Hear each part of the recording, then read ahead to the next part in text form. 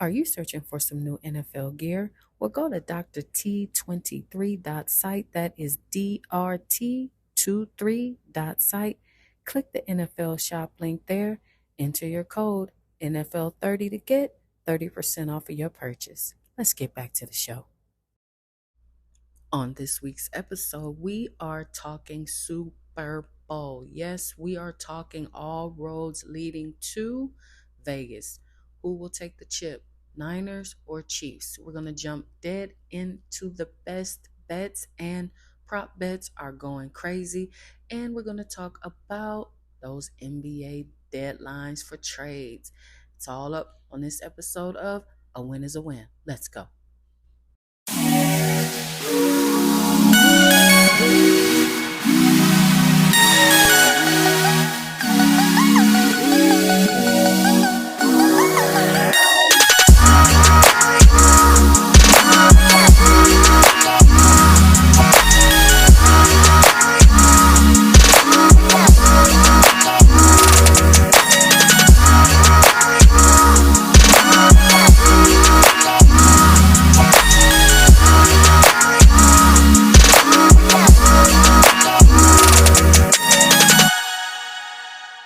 It's time for the Rookie Rundown.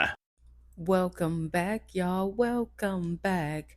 Well, we have reached the grande finale. Yes, we are here at the Super Bowl. But before we jump into it, don't forget to like, subscribe, and share this podcast and tell someone to tell somebody else to jump on A Win is a Win, and somewhere on your listening device there is a bell to get your necessary notifications.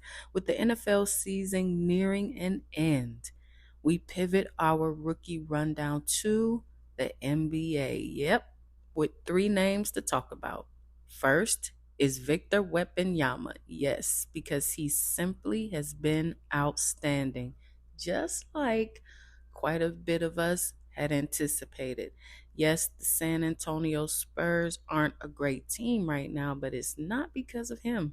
He's averaging over 20 points and 10 rebounds with 3 blocks, 3 assists, and a steal per game. Another rookie that's caught my eye is Chet Holmgren, yes, who's technically in his second season but didn't play at all last year due to his injury. Now, Holmgren has slowly lost the Rookie of the Year lead, but he's still right up in there, averaging 17 points, 8 rebounds per game, along with under 3 blocks. Now, the difference is that the Oklahoma City Thunder are one of the better teams in the league right now, which probably bumps him up just a little bit further. Lastly, I want to talk about Brandon Miller of the Hornets. Yep, he's not had the greatest season ever, but lately he's been turning it up quite a bit, following extra minutes going his way. We've seen him harass people defensively, knock down 3 ball on fairly consistent basis, and show some signs of playmaking on the ball as well. Now he's growing into something special alongside LaMelo Ball, so good things will be happening for the Hornets, I anticipate. And let's see if Wembanyama can keep up this same energy. Okay, lots happening around the NBA. Narrative is starting to switch with NFL winding down to the Super Bowl. We'll have a lot to talk about these NBA rookies, okay? Let's get into the Super Bowl coming up next. Let's get into the sports news. Lots to talk about in this game coming up here soon, Super Bowl weekend. And among the talk is that head coach Kyle Shanahan doesn't have what it takes to win a Super Bowl. Now, reporters did ask him about his history in coaching big games and the 49ers' slow start in the postseason. Now, he didn't really change his answer, and sometimes people tend to hold against him his history of losing games when they fall behind. But as I said, it didn't matter. His answer was is he simply isn't worried about his history as a head coach. The only thing he's worried about is the next game and proving everyone wrong about his inability to win the big one. Now, other news is the Chiefs will activate Moore and Tony as a punt returner for the Super Bowl. Now, Tony has been out the lineup for a couple weeks, and the same goes for Moore. So both of them could make an impact right away. if the Chiefs use them in those positions. Now, we should fill you in on some interesting stats. Now, when I looked this up just to fact check, it was quite interesting what different people, astrophysicists, jump into sports stats.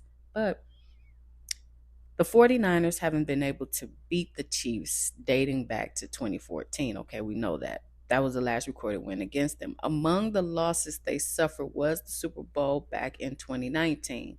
And I believe that's something that they want revenge for. But here's the thing, another interesting fact is that the Chiefs, per an astrophysicist, plays their best football when there's a waxing crescent moon out that particular night. Let's go a little deeper into this. On game days, when a waxing crescent moon is out, the Chiefs have won 19 out of their last 20 games. And it just so happens that a waxing crescent moon is going to be out for the Super Bowl this weekend. So, for my listeners who are into astrology and the shifts and energy pull in the earth, this one will probably be something that you would want to watch to see if that lines up correctly. Finally, everybody's talking about Patrick Mahomes being the villain of the NFL right now, especially with all of the drama regarding Taylor Swift and Travis Kelce. Now, when asked about it, Mahomes said that he's embracing the role of being a villain and that he's looking forward to continue winning games. So, for everyone who thinks negatively of him, it seems to be fueling his fire and Travis Kelce. Now, I am one of many people who are quite tired of saying Taylor Swift and the center of this game being solely about her and Travis Kelce. There are a multitude of celebrities who attend Super Bowls that don't get this much press, that there isn't that much hype about it. And I can't tell you a Taylor Swift song, nor do I care to. I'm not a Swiftie, never heard of any of that until all of this started coming into fruition. What I do know is there are two teams that are in the Super Bowl who are going to have a dogfight for the chip. Good players on both sides of the field, on both sides of the balls, and both head coaches are walking away with something possibly historical. That's what matters to someone like myself, not Taylor Swift. Campus Gridiron coming up next. Your AI sidekick has arrived. That's right. Turn off the bat signal because Blaze is here to save the day. Blaze is an AI sidekick for overwhelmed teams of one just like you. Brainstorm and outline content ideas with AI. Go from idea to on brand content in minutes. Turn a blog post into 10 plus asset types, ads, social posts, emails, and more. Collaborate with colleagues in real time and get content approved. Go to drT23.site. That is DRT23.site. Navigate to Blaze and download today. Let's see what's up with our campus gridiron. So right now in NC2A, there's been a lot of thought as to what power the young players should have before attempting to go pro.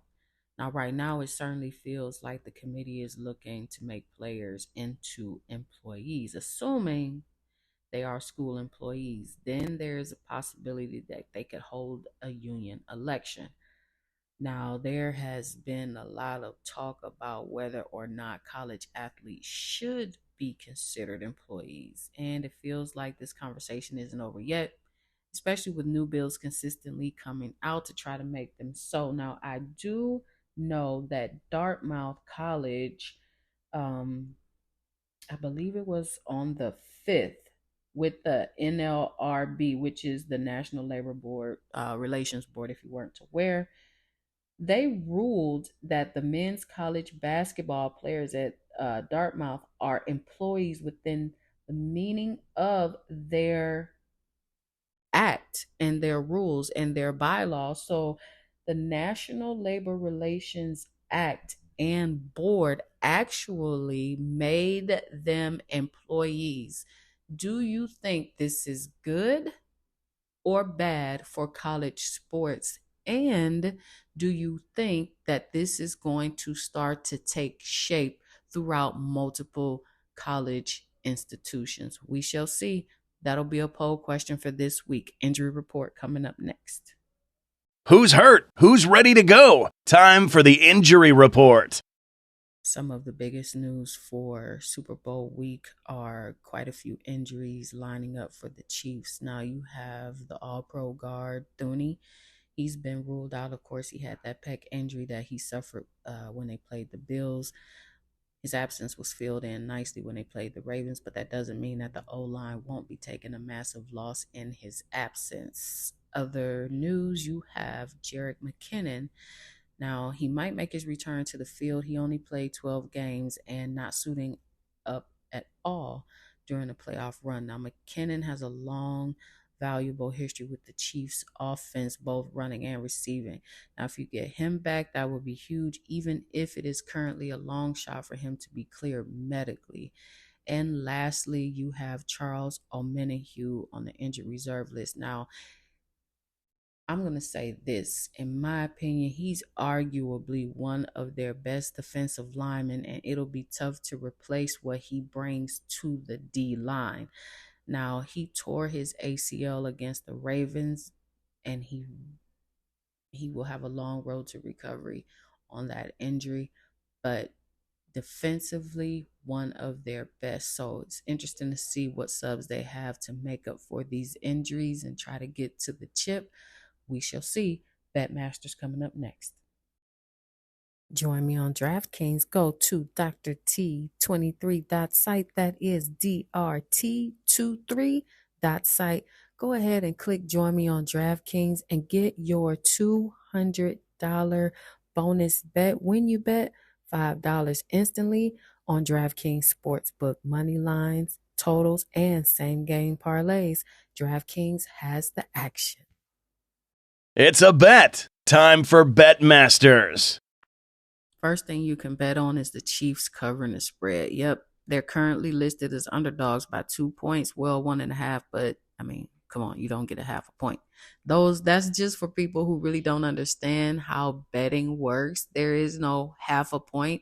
So if you see the spread at 1.5, 2.5, that really means 3 or 2. Just thought I'd throw that in there. But I just feel like their game is going to emerge in a victory. Now, Mahomes and company just don't seem to lose this close of a game. And the 49ers have gotten off some bad starts in the postseason with both the Packers and the Lions. Now, if the Chiefs jump out and get an early lead, that's going to be a bad day for 49ers and Shanahan. The next thing I will bet on is a prop bet for Travis Kelce, but he's likely going to hit the over when it comes to receiving yards. However, but there's a caveat. I do not believe that Andy Reid is going to strictly go with a passing game. Keep this in the back of your mind. There's a prop bet to look into for Pacheco.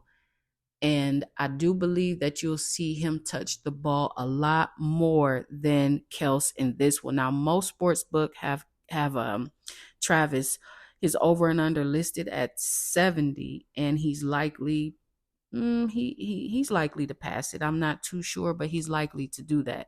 The Chiefs usually love passing the football thanks to Mahomes, and his only true reliable target, of course, is Kelce. Now, in the postseason, he's had a total of 27 targets. He's hauled in 23 of them. Of those 23 receptions, he's racked up 262 yards and 3 touchdowns. He's had 71, 75, and 116 yards in each of those games. He's going to get a lot of action here, and he's going to have defender on defender on defender around him. Look into this. Christian McCaffrey as well, the one where he's likely to score 1 or 2 touchdowns. There's a chance, regardless of how this game goes, that McCaffrey gets 1 or 2. Get that bet in now. Leave the podcast playing in the background. Go and log into whichever sports book you have and get that bet in right Now, he scored a total of 14 in the regular season and already has 4 in the postseason. He's literally only had 5 games, 5, where he hasn't scored a touchdown. And if the prop is just for 1 touchdown, you better lock it in now. You might even be this confident if the total is at 1.5 touchdowns, which the line is right for that. Again, get those 2 in. For me, I am taking the Chiefs to cover the spread, but I do believe, in my opinion, that the over and under are wrong. I would go with the under. Do not go with the over. This is not going to be a super high scoring game. We might even see a push. But whatever you do, get those bets in now because quite a few of the sports books have gotten the lines wrong. In the post up next. Trades, and more trades. And can the Knicks actually do it? Let's talk about these trades. Now, the biggest move comes from the Knicks as they added Bojan Bogdanovic after already signing Jalen Brunson, retaining Julius Randle, trading for OG Anunoby, and bringing in Dante DiVincenzo. I'm sorry if I messed that name up. I never can say it right. Sorry. Now, the Knicks felt like they could really compete for a championship sooner rather than later. Now, this led to send over 2 second-round draft picks, Quentin Grimes, Evan Fournier, and Malachi Flynn for Bogdanovic and Alec Burks. Now, New York appears like they have a scary, talented roster that can put up some points. Now, we'll see because, after all, I mean, it is the Knicks. Another phenomenal trade was the Dallas Mavericks. Well, actually, 2 great trades from the Mavericks. The first brought them PJ Washington and 2 second-round picks in exchange for Grant Williams, Seth Curry, and a protected first rounder in 27. The next got Daniel Gafford in exchange for draft comp and Rashawn Holmes. Now, this looks like the most complete team, in my opinion, that the Mavericks has had in a long time, and see what they can do with these picks, see if they can get into the postseason. Lastly, I wanted to highlight the Bucks. Now, trading for Patrick Bev and sending over a second-round pick and Cameron Payne in exchange was huge.